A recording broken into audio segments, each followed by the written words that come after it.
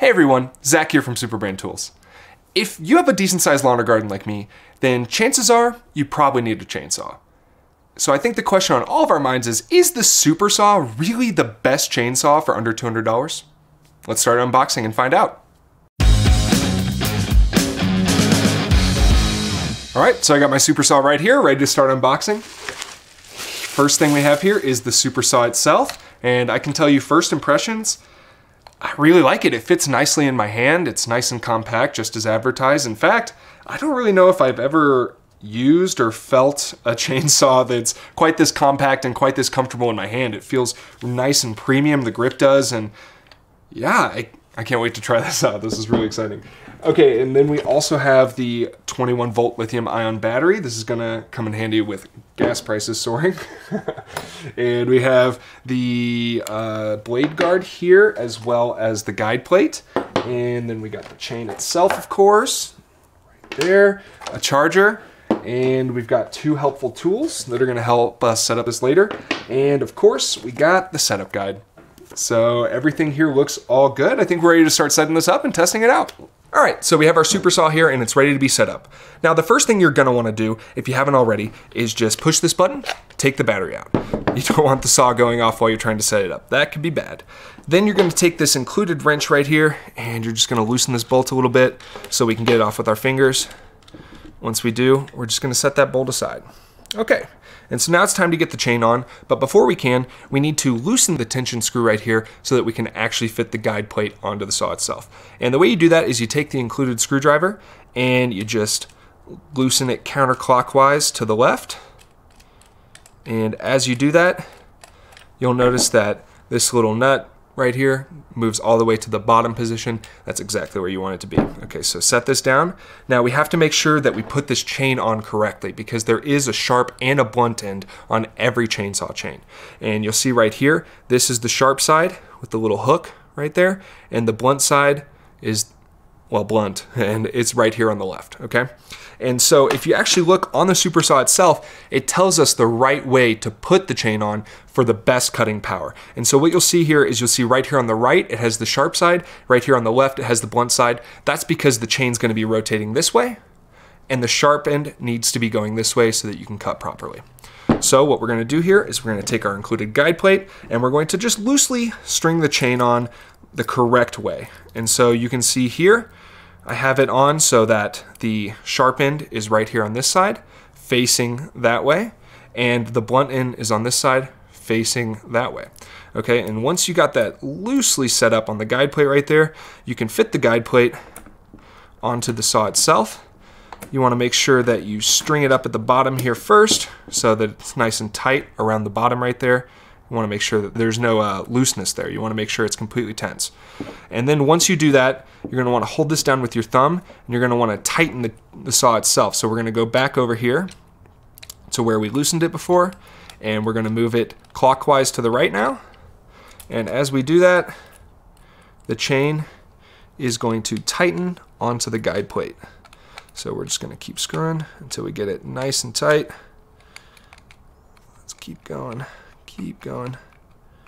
Just want to get it nice and tight so that chain doesn't fall off at all. Great.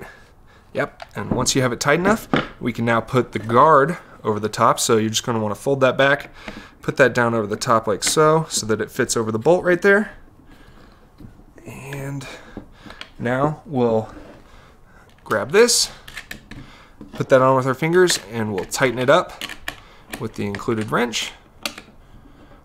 Once that's nice and tight, you can plug in your battery and your saw's ready to go.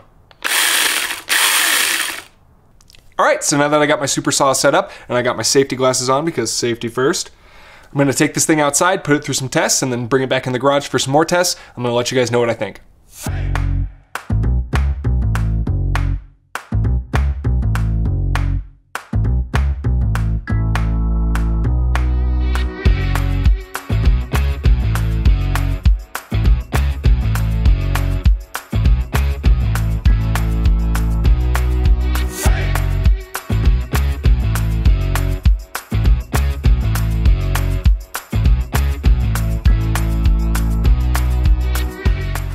right, so I just got done using the SuperSaw for the first time, and I gotta say, my first impression is that I really like the SuperSaw. One of the things that stood out the most to me is just how easy to set up the saw was. One nut, one screw, and you string up the chain and you're ready to go. I mean, it took me just mere minutes to get this thing outside, lopping off branches, and I gotta say, I really appreciate how easy it was to set up this saw. And on top of that, it was insanely powerful. This little guy packs a huge punch.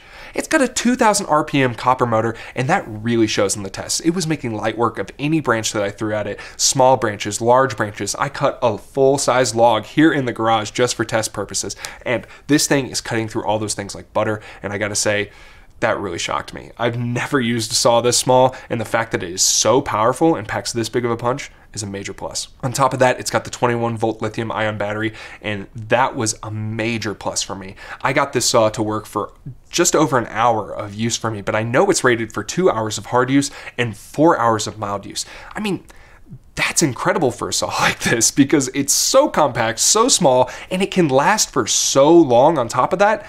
I just don't know how you can beat it. And on top of that, you don't have to mix gas. You don't have to deal with gas prices, paying for gas, doing all that.